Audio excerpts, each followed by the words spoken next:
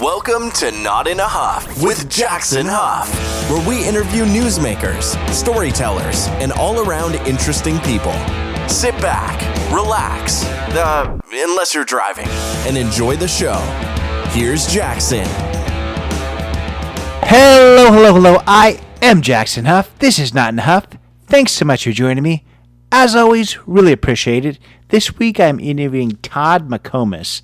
Now, he's got quite an eclectic background, just an interesting combination of professions that he's done in his life. We're going to talk kind of the first half about his career in law enforcement, what got him involved in law enforcement. He eventually became a detective with the Indiana State Police, which, of course, I'm from Indiana. We're going to talk about kind of just his whole law enforcement career, spending over 20 years as a state trooper, how he kind of started the state police, their wiretapping and surveillance department, and just kind of how that all came about, and some of the most interesting cases he's been a part of, all of that, which is plenty engaging and plenty amazing just to listen to all on its own. But the second half of the interview, we're going to talk about how he transitioned after 20 years or more in law enforcement to actually becoming a stand-up comedian, which is a very interesting combination of two career paths. We're going to talk about how that happened and how Pat McAfee, who was a puncher for the Indianapolis Colts and now is kind of a radio show host on kind of a sports radio with YouTube, a comedian in his own right too, how he's kind of involved in this transition. We're going to talk about just what he learned from being a stand-up comedian, how that kind of ties into his career in law enforcement. We're going to talk about his podcast that he now has. He has a few of them, and just kind of that true crime genre and comedy that he's living in now. We're going to talk about how he is involved in the Tiger King world too. Just a lot of amazing things to talk to Todd about this week. I think you're really going to enjoy him. I saw him several months ago as a stand-up comedian, amazing guy. I knew I had to speak with him. Without further ado, here is my interview with Todd McComas. I'm here today with Todd McComas. Todd, how are you? I'm great, buddy. Thanks for having me on. Absolutely. Thanks for joining me. I'll tell you, I wanted to reach out to you because you have a super interesting story, which we're going to get into. Somehow you've combined comedy and previous work in law enforcement. But before we get to that, I kind of want to ask you just a little bit about growing up. That's kind of where we always start, and I kind of know a little bit of your story because I've actually seen your stand up, and you grew up kind of in small town Indiana. So talk a little bit about that. I did. I mean, I grew up on a farm. Like it was my grandpa's farm, just a little bitty farm that he just kind of always ran on the side. And initially, when I was a little kid, we lived in a trailer in the front yard of my grandparents' house. So my dad got out of the Marine Corps after Vietnam, and he put up a trailer in my grandparents' front yard. And then when I started kindergarten, we moved into the little farmhouse that my grandpa finally fixed up enough to make it livable. And we moved there. So I stayed there until halfway through 7th grade. And then we moved into town, I guess you would call it, a town of maybe 300 people. So that's about as big as it got to me until later in life when I finally moved to Indianapolis. Yeah. And I think just not too far further in life that maybe you were, I don't want to say misguided, but I know that you said that you maybe got into a little bit of trouble and that's what sent you into the military. Is that right? Yeah. You know what it was I was just undisciplined. Like I was good at sports, but I was never going to be able to go pro or even to a major college level. I got offered a little scholarship at a junior college for baseball, but I just blew everything off. I knew, I could tell by the time I graduated that, man, I am not going to keep a job for more than a few months. I'm going to bounce around. I just don't have any stick-to-itiveness, if that's a word. And my dad, had been a Marine. Like I said, he was in Vietnam, and my grandpa was in the Army. Like everybody in my family had been through the military. So I had this strong urge to see what that was like, but also knew I can gain some discipline there. When I come out, I'll be better at sticking to things and carrying them through. And that's what I need in my life, unless I want to live forever in my parents' basement. And I picked military police. So I thought, well, that sounds cool, you know, and it wasn't. It was very boring, to be honest. I just guarded shit all the time. And it's like being a security guard. But in doing so, because we lived in Texas, my reserve station was in Dallas, and we got activated during the Gulf War. So we got put on active duty.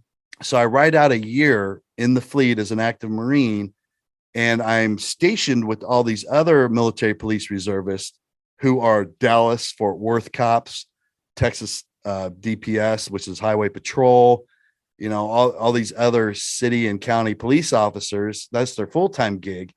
And when we're sitting around just shooting the shit and drinking beer, or, you know, occupying a guard post together, they're telling these amazing stories of car chases and foot pursuits and, you know, these funny things that happen. And just, you know, it's like what you see in the movies, but you're hearing it from these people who live it. And I was like, whoa, I want to go get me a piece of that. So I made my mind up, whenever this war is over and I get deactivated and I get sent back to college, I'm going to go to school for criminal justice, and I'm going to try to be a cop. And that changed everything from there. Absolutely. For sure. For sure. Yeah. You finished with the military. You did the military police thing that kind of made you want to kind of get into that work. Was Indiana State Police your first stop in law enforcement, or did you work at some, you know, other department? Talk about that. I applied at every department I could get my hands on. I probably applied at 12 other agencies before. I actually was getting hired by the Kentucky State Police before that, and I injured my hand and had to get surgery, and the doctor wouldn't release me to go to the academy when the academy was to start. So again, I thought this is all I ever wanted to be. I thought, you know, my parents lived in Kentucky at that time. My dad got transferred again, and I really looked up to the Kentucky State Police because they were really kind of king shit of law enforcement in Kentucky. You know, so many small burgs and rural counties, but you would see these troopers and they looked sharp. They were all in shape, and, you know, all other law enforcement looked up to them. And that's really, I'd made my mind up. That's where I wanted to be. And I thought, when I didn't get released to the academy, I was like, you know, the dream's over. I kind of went through a period of depression for a little bit where I'm like, well, law enforcement's not going to happen for me. I missed my shot. And I became a sign maker, was making good money. I was decaling race cars and making signs. I got engaged to be married to my son's mom. And then I saw an advertisement for the Indiana State Police that they were hiring. And I thought, you know what? I'll take one last stab at it. And if this doesn't work out, I'm just going to kill that dream. I'll never pursue it ever again. And I'll just figure out something else. And I applied, went all the way through the process, and got hired. And it worked out so well. I got to do every cool thing, literally, that I ever wanted to do in law enforcement. Well, that's really cool. And I know probably early in your career, I know you settled into detective work and doing some really cool things there, but talk about those first few years. I don't know whether you were, you know, in a small town where, you know, you kind of are the only police force, or whether you were somewhere bigger where you're kind of just manning the highways. Talk about that. I was fortunate in that they sent me, because you get 3 picks of posts throughout the state of Indiana, and you prioritize them, your favorite 3 in order from first to third. And I had picked, I think, Indianapolis as my favorite. But when I went to the academy, we were called a riverboat class. We were getting the gaming boats, the gambling boats, for the first time in Indiana. So they funded 3 classes, the riverboat gambling enforcement group or whatever it did. So we were bought and paid for by riverboat gambling. And that meant that we were required to go to a district or a post that had a boat in it, at least one boat, because we were going to have to work that boat for 1 year as part of our commitment. And I chose Versailles, Indiana, which is about as rural as you can get in Indiana. So I go there and I get trained up, released on my own, and I am in exactly where I had pictured myself with Kentucky State Police. I mean, I'm patrolling by myself in towns that maybe have a town marshal, maybe 7 members on their sheriff's department for the entire county. And then I'm the state trooper. And when anything significant would happen, they would look to me or the other troopers assigned to that county for help. You know, we had resources they didn't have. They considered us more highly trained and more knowledgeable. So they looked to us to handle bigger things. And I loved it. I loved working with small town police officers. First of all, they're undervalued because they're among the most well-rounded cops that you can find, because they don't have a specialty. You know, if there's a murder, they're working it. If there's a child molest, they're working it. If it's a check fraud, they're working it. And they get to learn diversity that way. They're well-rounded police officers. And therefore I became one, because those were the kind of cases I was working. And I had to do my 1 year on the gambling boat. So I'm like 2.5 years when that year is running up. And in that time, I got to work 15 months on the road as a trooper in uniform and 13 months on a gambling boat wearing a suit as if I was just a member of the gaming commission, you know, just watching old people pull slot machine handles all day. And I put in for a detective's job out of Indianapolis just because the older guys, the older troopers that run the boat were like, hey, you need to start practicing for taking the promotional tests. Because one day, 10 years from now, you're going to want to be a detective or you're going to want some other job. And you need to be good at interviewing and doing well during that competition phase. So I just took it for the practice. You know, I took the test, got picked to do the interview, and I competed against 8 other troopers for this one detective job in Indianapolis. And they all had like 15, 17 years on. I had 2.5, and I got the job. Like, I beat out all these guys, and all those old troopers that I'm working with, they're like, what the hell? How did you get that job? And I'm like, I don't know. You guys told me to go compete, and I competed and I got it. So then the realization set in though, like, oh shit, I got to go to the big city now. I got to go be a detective in the big city. I've been, you know, working. I worked a case where a guy had sex with a chicken. Like, those are the kind of stuff you would run into, you know, and like rednecks beating the hell out of each other, burglaries, whatever, things like that. And I go to this post in Indianapolis to be a detective in our metropolis city. And you know what? I was more well-rounded than a lot of the troopers that had been there a long time, because at that post, because you're in the big city, there's so many large agencies there that don't need you. You're kind of highway patrol. You're just writing tickets and working crashes on the interstate. Well, I came from a place where if there was a burglary to be worked that morning when you marked on, you went and worked it. If there was, you know, a robbery or something like that, you worked it.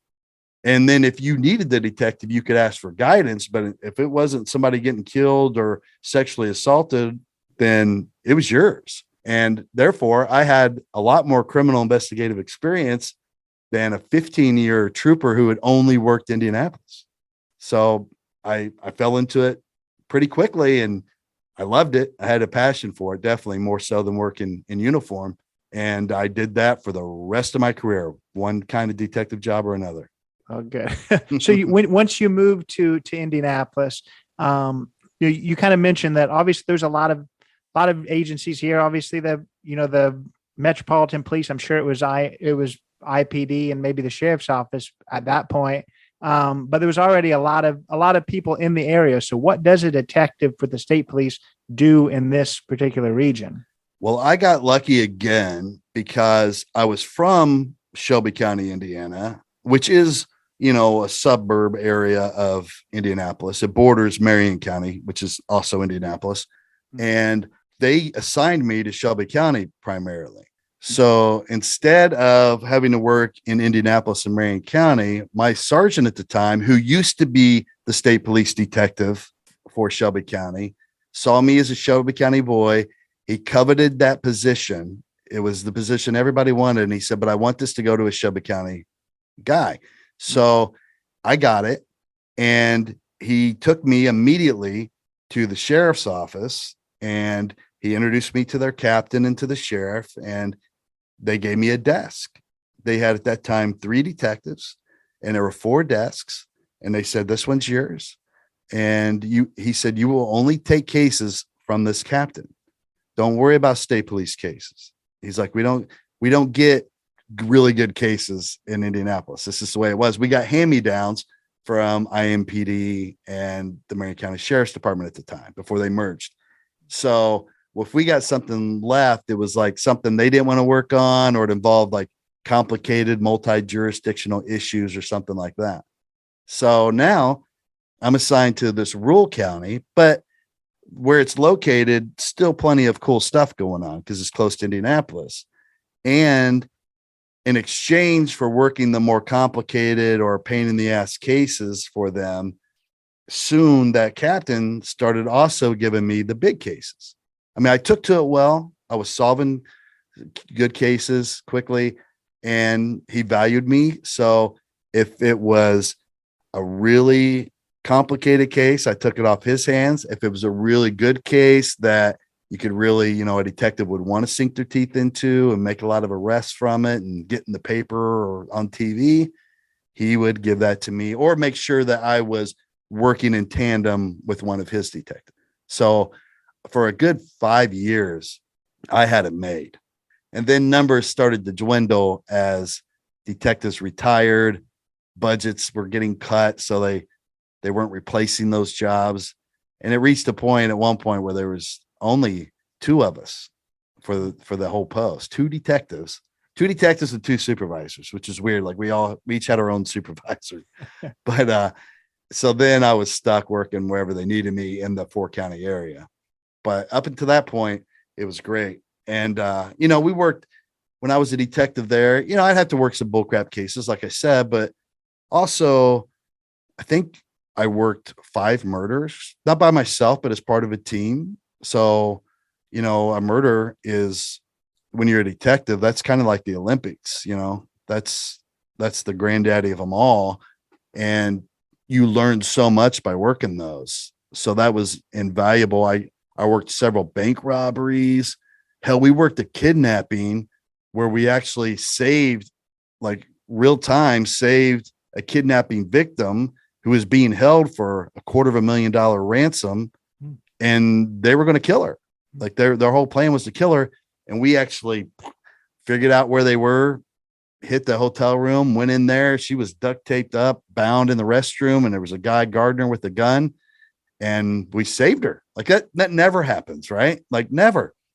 And, the guy ended up confessing that his instructions were to kill her, because even if they got the ransom, because she was a witness, she had seen them. It turns out she knew them. She got involved in drugs, and they were her drug dealers basically, but they found out she had a rich father. And that's really that one case right there. That was before I even worked any murders. I was still pretty young. That was the case that changed my whole outlook on law enforcement. I was like, that was the case where I was like, you know what? This is real. It doesn't really matter where you work. You could be a 2-person department. Inevitably, you're going to have that one case where you're going to change somebody's life forever. You're going to save somebody's life. And that's the closest you can get to being immortal, in my opinion. Her life and her family's life is forever benefited from you having been in it, for that one night. And it changed everything. I was like, whatever happens in my career, this made it all worthwhile. Yeah, no, that's powerful for sure. When in this time was it once you went back to kind of the outside of Shelby County, or when did you start, dusting off, I guess, some surveillance and wiretapping things? I think that's what you kind of settled into, right? Yeah, that's where I spent the majority of my career. So I think close to 7 years of being a shirt and tie detective. I I'd done everything I wanted to do. I'd worked several murders. I'd worked a bunch of bank robberies and that kidnapping. And, and then you get to a point where nothing's as new anymore. It's just more of the same. So you look to challenge yourself. And I had worked a couple temporary assignments with our drug enforcement section. And I had friends that I went to recruit school with and stuff that worked there and to help them out before. The captain at the time who was in charge of the drug enforcement section, the captain, he called me and said, "Hey, we're going to have an opening come up and I would like for you to put in for it." He liked working with me. I'd helped him several times. And he said, "I'm not going to tell you you're going to get the job, but your chances are strong." So I put in for it and I got it. And that was my favorite time on the Indiana State Police, working undercover. For one, at first it's cool because you can grow your hair out. You can grow facial hair. You can wear shorts to work every day, ball cap, whatever you want. And you have to it's a whole different way of thinking. For one, you got to convince people that you're one of them, that you're a criminal also. And two, you get to really from the inside see why crime happens, like why people choose crime, how they set things up, what their motivation is, how they hide their money, the inner workings of crime, where as a shirt and tie detective, it's more reactive. You learn from interviewing the people and getting confessions and, putting together clues and things like that. But this was like real time, you spending intimate time with these people who are committing the crimes and totally living inside their brain. Then we moved on to like bigger investigations where we spent most of our time working with the DEA and ATF, to be honest. And we didn't really work a lot of our own cases. We were always on loan to them. So we're helping work cases that tie back to a cartel and stuff here in Indiana, which is crazy to think about. But the cartel's reach is everywhere.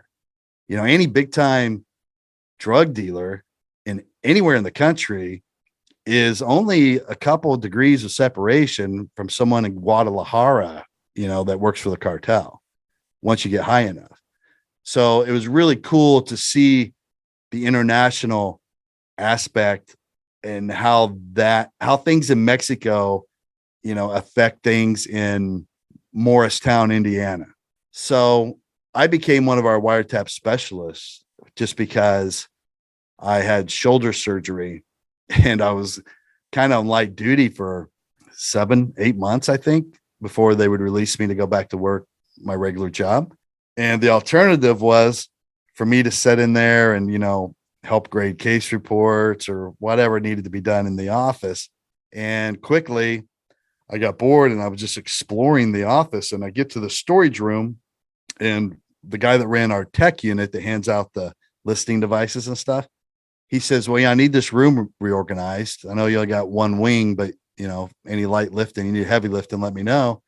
And I go in there and there's all these computer systems and cool stuff. And I'm like, "What is that?" And he said, "That's our wiretap system."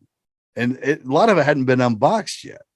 And I go, "What's it doing in here?" And they're like, "Well, we got a grant, like a $500,000 grant, and we bought it, but we've just never really used it yet.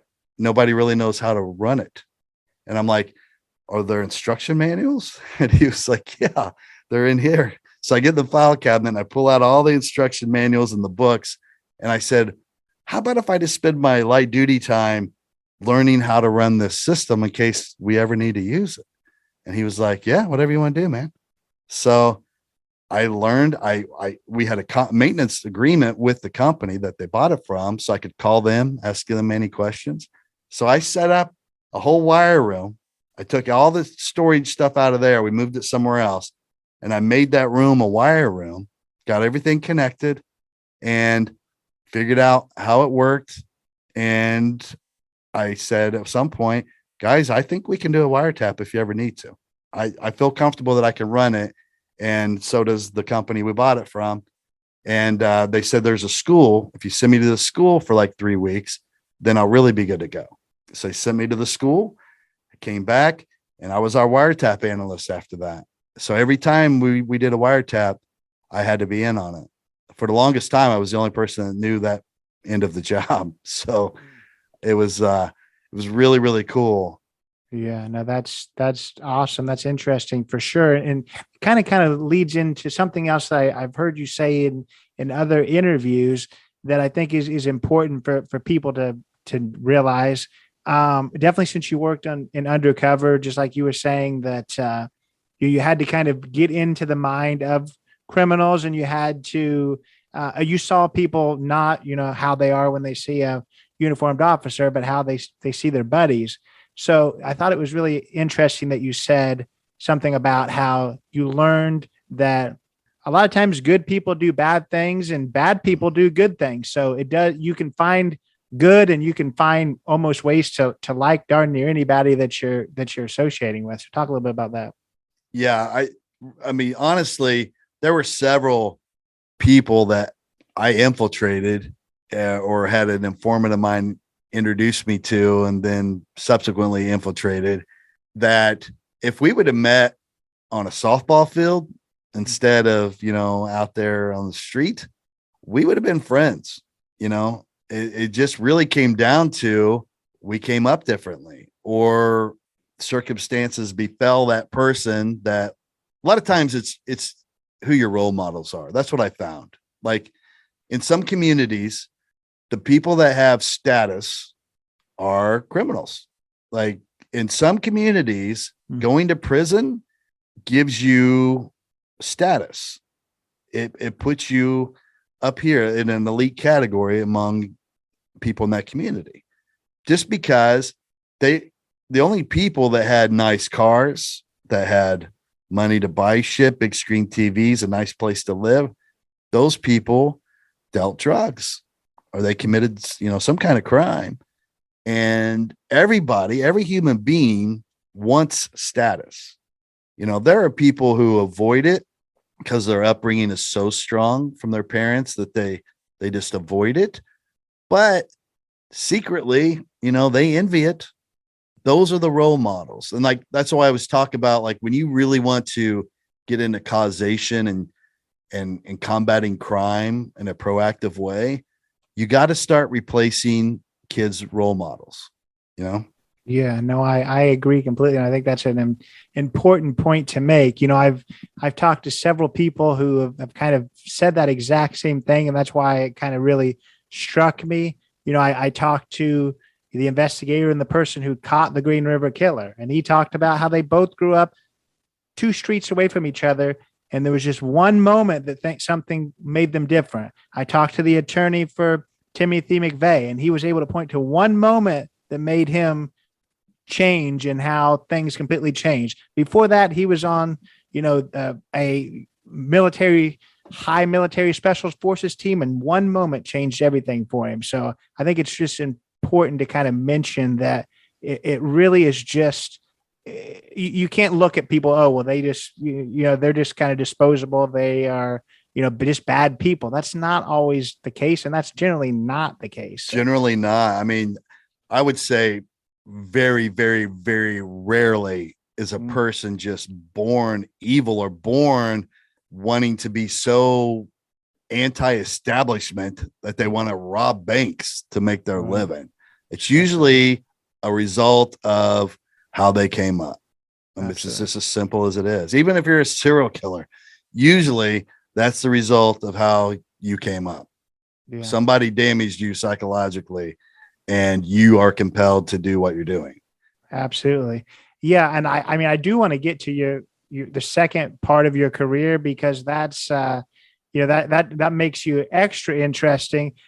I guess I kind of want to get to what made you leave the state police. And then also, before you left, I think that you already had kind of started transitioning into comedy. So how in the world did that happen? Because again, I've been to every state police post. I deal with darn near every state trooper, but I don't know that any of the other ones are necessarily about ready to start a comedy career. And that's nothing against them. It's very rare throughout the country. I mean, there's maybe a handful of us that were cops for like career cops and that do comedy. And I don't know anybody that's even like surpassed my level at it. And I'm not huge by any stretch of the imagination, but so it's a rare thing. And it came about because after my second divorce, I was dating a girl that went to the same high school as I did. And she was a cancer survivor. So she was all the time knocking out things on this bucket list she had from when she got diagnosed. And she had gone into remission, but she was like, I'm going to knock out this list because you never know. And she made me make one. And at the top of it was to try stand-up comedy. I couldn't think of anything to put on there, to be honest. So I put that as number one because I always loved listening to comedy. My deal, same story a lot of people have, where I would grab my dad's, Bill Cosby album, which that didn't age well, but Robin Williams and George Carlin and Richard Pryor and, all the greats. And I would sneak them out when they would go out with friends and listen to them because I wasn't supposed to listen to them. So when I put that on the list, it was just, I'll never have to do this because I can't, I can't conceivably do it. Well, wrong. She knew a guy who had been doing open mics, who was friends with our cousin to her best friend. And she got a hold of him through her and said, hey, how do I sign my boyfriend up for an open mic at Crackers Comedy Club? And he tells her. She gets on the website, signs me up, and then tells me, hey, April 25th, you got to go to the open mic and do 3 minutes. You're on the list. And I'm like, oh, okay. So I took 3 days off work to write jokes. And I just made a party out of it, invited a lot of cops that I worked with and friends. And I packed the room with people I knew, came out, and I got really drunk beforehand. I got so nervous day of. My dad and one of my friends and my girlfriend were going to ride with me up to the club. So I called them like 3 hours early, and I'm like, we got to go up there and start drinking. We got to go find a bar and start drinking. I'm not gonna be able to handle it. And we did. So I got so drunk, to be honest. I don't even remember my set hardly, but evidently it was well received. My friends loved it, and they encouraged me to do it again. And I remember afterward, the guy hosting the comedy night, he grabbed me up and he was like, listen, you should keep doing this. And I was like, really? Because I looked at him like, oh, you're a real comedian. And he goes, I'm just telling you, you wrote your own material. They were funny stories. I mean, they're not perfect yet. It's the first time you've ever done it, but I see plenty of potential. You should keep doing this. And that guy is pretty big now. Britt Terhune. He's huge on social media, even though he's an Indianapolis comic, and he does very well for himself. But if it wasn't for him, I might not have done it a second time. And I kept doing it, and I got addicted. I started climbing the ladder, getting good, and next thing you know, like Donnie Baker was huge on the Bob and Tom show, Kostaki Economopoulos, people like that were like, hey, you want to go on the road with me and be my opener? And I'll pay you. And I'm like, you're going to pay me to do comedy? And they're like, yeah. And I would travel with them and get to do big shows, like, because they were drawing lots of people and people that loved them. So there were great crowds. There weren't an open mic crowd where, it was like going to warrior school. This was like crowds that loved comedy and couldn't wait to hear what was coming out of your mouth. And I'm like, this is it. This is so addictive. I need to do what these guys do. I need to do this for a living. And I worked my ass off at it, and, bought into 3 comedy clubs, took all my savings, gave it to these guys. So I was a partial owner in these comedy clubs.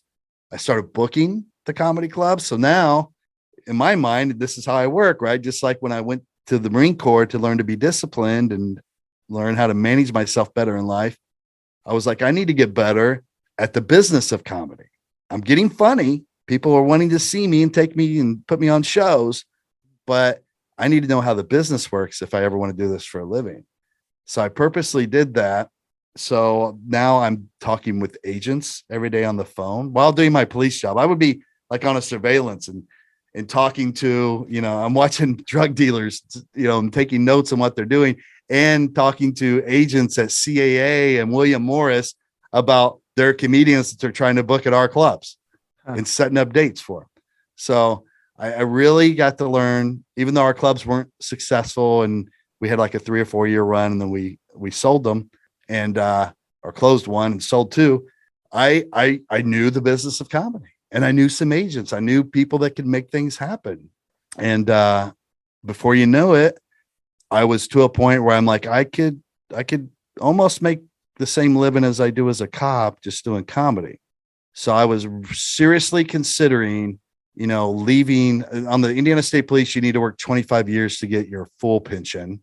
At that time I was entering 19, 20 years. And I was seriously considering leaving early and just, take a hit on my pension to go do full-time comedy. And before I had to come to that decision, one summer, which we all in our little circle call the summer of Pat, made friends with Pat McAfee. We spent the whole summer with Pat McAfee hanging out. And he had, he was doing comedy then. So he really liked myself and my buddy Sean Latham, who was my roommate at the time. We lived right behind the Indianapolis Comedy Club that I owned. And we would party there all the time and doing comedy every night and all this stuff. And Pat would started hanging out, and he took us on the road with him to be his openers on his tour. And next thing you know, I'm at a Pacers game with Pat, the best punter in the league by far, could be rich beyond most people's wildest dreams for the rest of his life and be the greatest at what he does in the NFL. And he pulls me to the side and he says, "Hey man, I think I'm going to retire after this season. And I'm going to take a job where I'm not take a job, but I'm going to partner with Barstool Sports to create our own affiliate in Indianapolis. And I want you to do that with me. So what do you think about retiring early? You keep talking about it, but what if you did it and came to work for me and helped me get this thing going?" And I was like, let me think about it. Yeah. Right now. Yeah, I'll do it. Like, no question. Hell, I was in a shootout like almost a year, not even a year before that. And I'm like, yeah, I'm trying to get on Comedy Central. I'm not trying to get shot in some parking lot. That was one of definitely the highlights of my life. The 3 years solid that I spent working with and for Pat McAfee and everyone else that was under that umbrella. Awesome. Like, still sometimes when I think about it, it gets a little smoky, like I get teared up a little bit. It was such an unbelievable and surreal experience, but at the same time, so real, because Pat and everybody else there were just like me, just regular people at their core, just regular dudes. Pat's some dude whose dad was a mover in Pittsburgh and couldn't be more Yinzer everyday dude. He just had a magic leg, and he's an awesome athlete, and it changed his life, and it changed a lot of lives around him, mine included. My son, who's still there working for him. So I mean, what was it like? I guess, that we kind of talked about you did that for 3 years, but that moment that you decided to do it, it was a quick yes for you. But what was it like, I guess, telling the state police that, hey, I'm really going to quit and do this comedy thing? Obviously you've been doing it on the side for a while. You owned a club, so maybe they were gearing up, but I still feel like that would be an interesting conversation. They very much knew it was coming. Like, a lot of them had been to my shows multiple times. They followed my career. They would hear me on the Bob and Tom show in the mornings while they're patrolling or whatever, and loving it. Like, they were in it with me, really. Everyone that was close to me, and I was a pretty popular guy, because I helped. My job was to help other people in their cases. So I had a big network of people that I worked with on a regular basis, and they were all fans of what I was doing outside of the state police. And when that summer of Pat, when they knew that I was hanging out with Pat and had become friends and was doing shows with him and all these things, they just would always ask. They're like, "When are you retiring? When are you quitting to go work for Pat or to do whatever?" And so when the day came, they were like, "Okay, it's about time." just to try to tie these two things together, where do you see, your police work and your comedy work? Where can that intersect? Where do you see that you need the same skills to do both of them? Well, it's really all starting to come together now in my career. So Pat was the one that forced me to embrace the cop in me, which was ironic. I was very good at what I did, and I was very well known in the police community. And that's how he was in football on a much grander scale. Well, when I left police work, I just wanted to be funny. I didn't want to talk about police work. I didn't want to deal with it. That it consumed so much of my life. I was done with it. Well, Pat was that way when he left football and athletics in general. The guy could have been an Olympic soccer player. Like he'd been an athlete his entire life. So when he was done with that, he was done.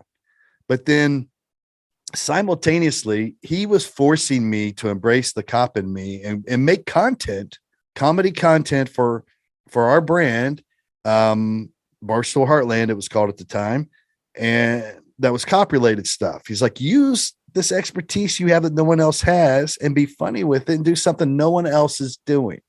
And at the same time, more sports started coming out of him, more football. Now he was unveiling the same way he was forcing me to do with police stuff.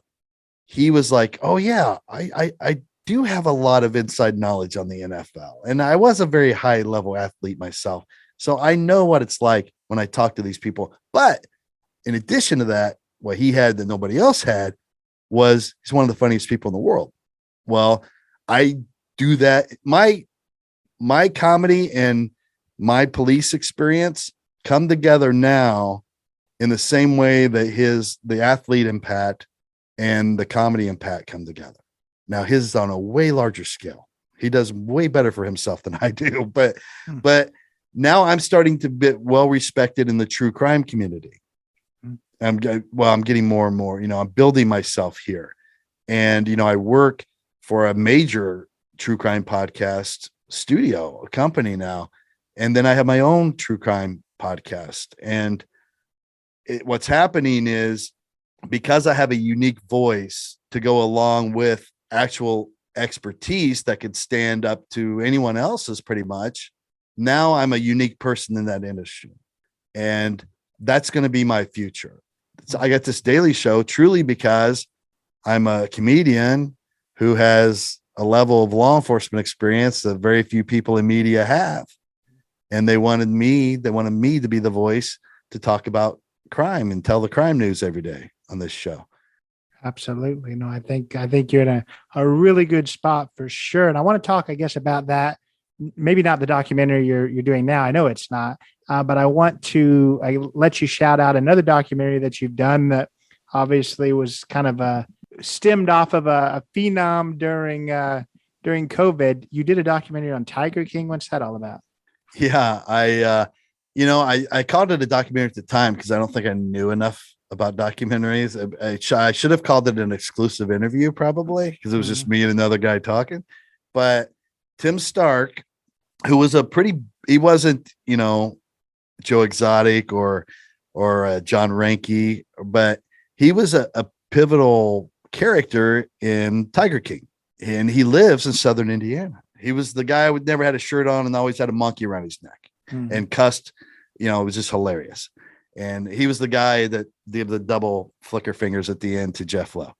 And so obviously during COVID, everybody was talking about Tiger King. And I was podcasting. I had 3 podcasts I was running at the time, and I wanted to interview Tim Stark. And I reached out to him on social media, and he goes, "Yeah, I'll talk to you, but I'm not doing this COVID shit where I'm sitting in my chair streaming in somewhere." He's like, "You're gonna have to come to my place." And I'm like, "Okay." So I go there and I hire a film crew to come with me, and we try to make it like a documentary or some really cool exclusive interview because this guy had his own story to tell. And plus he had a lot of behind the scenes information on Joe Exotic's world and all the stuff surrounding the GW Zoo, and especially Jeff Lowe, because he had gone into business with Jeff Lowe. So he was hilarious. It turned out well. It did great. I mean, I think I recouped my money. I maybe broke even on it. I didn't think I made any money, but a lot of people saw it. And one thing that almost happened from it was somehow a guy at this production company came across it and he looked me up. Well, this company created the TV show, The Impractical Joker. So we have a call and he tells me he's got this great idea. And he's like, what do you think? And I added my own thoughts. And before we get done, there's an idea for a show where I get sent all over the country, tracking down all the Tim Starks and Joe Exotics of the world and seeing what they got, just like I did at Tim's. Tim, by the way, had more tigers at his place than Joe Exotic did, like 3 times as many. So there was all these people all over the country just like him. So, and they're all characters. I mean, they're all hilarious and weird and awesome. So I'm like, okay, this is exciting. And he's like, yeah, he's like, let's have another meeting at 1:00. I'm gonna bring in my partner. So he does. He loves it. We flesh it out even more. And they literally say, this is a show. This is happening. Be ready. This is happening. They're even throwing out percentages and stuff and what my role would be. And I'm like, okay, here we go. I'm getting a show finally. And they said the last thing we need to do is we need to have a meeting with our rep at CAA who puts our shows to market. And as long, just rubber stamp, he always, when we think something's a show, he says yes. But he said, we have to do that. So can you do that at 7:00 your time, which is 4:00 LA time? I'm like, yeah, it's COVID. I'm just here in my garage, whatever. So we get this meeting and that dude at CAA basically destroys this whole deal in all of 30 seconds. He's like, too much. It's oversaturated. Too much Tiger King. There's a million people out there trying to do what you're doing. No, not happening. So we got off the phone and I'm like, okay, well, now what are we going to do? Who else we need to get hold of? And they're like, no, when that happens, we're done. And I'm like, what? No show? They're like, no, he's the only guy we use. And if he's not going to put it to market, we don't have a show. So it was done. And then my booking manager gets all pissed off and he's like, screw them. He's like, well, let's make a live show like I did with the Impractical Jokers. And you be the host. He's like, all these people, right? And by then I had befriended John Ranke and Saf and all these other people from the Tiger King world. So I corral them, get them all on board, me and another comedian, Doug Thompson, write the show with Jeff, my booker. And we get it down. We have a practice show and it goes great. And then we set up a real show and it went great. And I'm like, and I could tell like, this is going to be a really good show because I had fun. That's all I need. If I had fun, it's going to be a good show. And we were Gersh agency backed it. We were going to be touring the world and all these things were set up and we had this big full calendar and everybody's going to be making gobs of money and And then COVID just kept getting worse. Every time, we saw light at the end of the tunnel and these venues are going to start opening up again, there'd be a new wave. And it just lasted long enough that people legitimately just stopped giving a shit about Tiger King. Well, I guess just a moment of levity with that. This whole interview, you've been at the right place at the right time. You've gotten lucky with everything. We're finally hearing just a couple things you didn't get lucky on. So I guess you're not completely walking on water, right? That's right. But I always say this, even if something doesn't pay you to do it, if it's something that you think it's something you might want to do for money one day, do it. I tell all comedians this, like podcasts. It doesn't matter how many people are listening or if you're getting paid to put ads on it or not, get good at it. You get good at it and you never know. Like you might come across somebody like with Pat, like I did with Pat, this Tiger King thing that I did, building a live show. Like I'd never done that before. Now I know how to build one. I guarantee you that's going to pay off at some point. There will be an opportunity where I'll get to create my own live show and I'll know the inner workings of how to create one from scratch. And that's how the world works. Anybody that's listening. If you have a passion and you think you might want to make your living doing that passion, do it. Doesn't matter how many hours you got to put into it for free. Just do it until you're good at it. And I guarantee you there's a more than decent chance it will pay off later and you're going to get paid for it. Good advice for sure. So tell us, I guess, just your connection points, but then also we've had a nice timeline. How long have you been doing comedy as a full-time job now? Full-time since I left Pat in 2020. So just a couple of years. I always had done it part-time, which is kind of a blessing and a curse. Like, it's good because I only had to accept gigs that I wanted to do. I didn't have the pressure of, all right, I know that it's going to suck and I'm going to drive 20 hours, both ways to make $800 just because I need $800. And so many comedians have to do that. Now, because of that, I missed out on part of that builds the character, along the way, out of my 13 years in comedy, all but, this last couple of years part-time. And now it's even part-time for me now too, because my full-time is podcasting. So, yeah. So tell us if someone does catch a show, what is your comedy style? I am a storyteller. So I tell long life stories. When I first started, I think most of us are this way. You start with short little, like just quick formula setup and punch jokes because they're the easiest to create when you're new and you kind of learn the algorithm and it's easy to write once you get the swing of it. And it's just simply like da, da, da, da, da, da, boom, laugh, boom, bigger laugh. And I go on to the next one. Now I'm just taking true stories from my life, whether it's things I experienced in my law enforcement career, growing up, stories about my parents, my sister, my kid, your girlfriends, ex-wives, whatever, everything from my life that I can find funny in, I just take to the stage and I just start flushing it out. I tell it, refine it until eventually it's, a 6-7 minute story with a lot of laughs along the way. And that's pretty much what you get. Like, you know me pretty well by the time you listen to me for an hour. Yeah. Yeah. And I honestly, I wasn't sure. I have seen you live one time and you said, that first time you went out and did stand up, you had, all of your buddies. The time I saw you, pretty much you knew everyone already in the room. I think I was one of very few people you didn't already know. So I wasn't sure whether that's the normal type of story that you tell, because we learned about you and, wrestling pigs, and we learned about you, getting chased by a guy from a cornfield. So I wasn't sure whether that's your normal type thing, but enjoyed it for sure. Well, I'm glad you did, because it's, it's all true stuff. It's just real things that happened to me.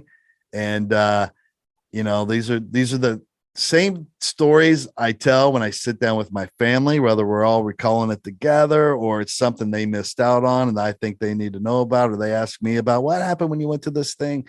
It's just like that. And I think that's just the only way I know how to do it now, is to make people in the room, even though they walk in as strangers and I'm a stranger that walks up on that stage in front of them, by the time I'm done, I want them to feel like they kind of know me.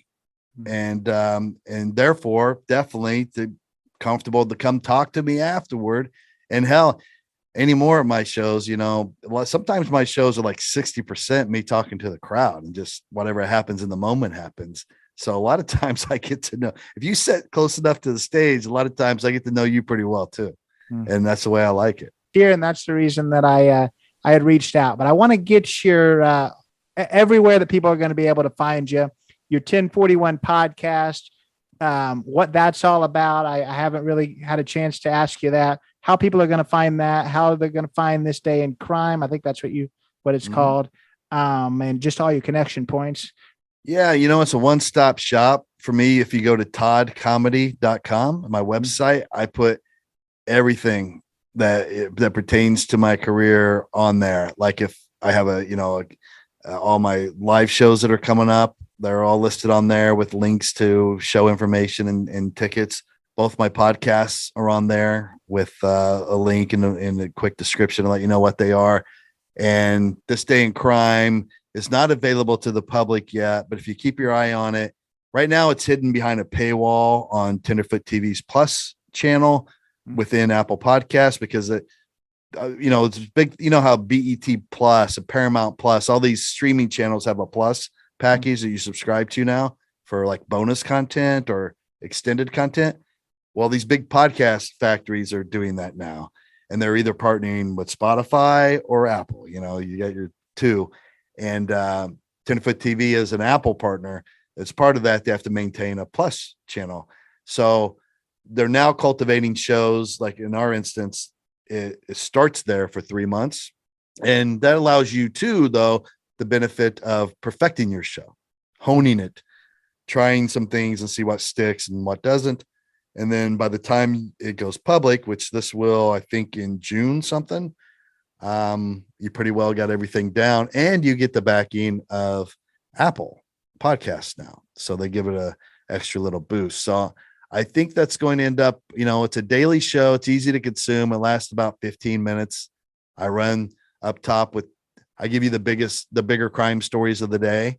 I just run through them for you. Sometimes I'm funny along the way if I can be, but I try to keep it quick and entertaining.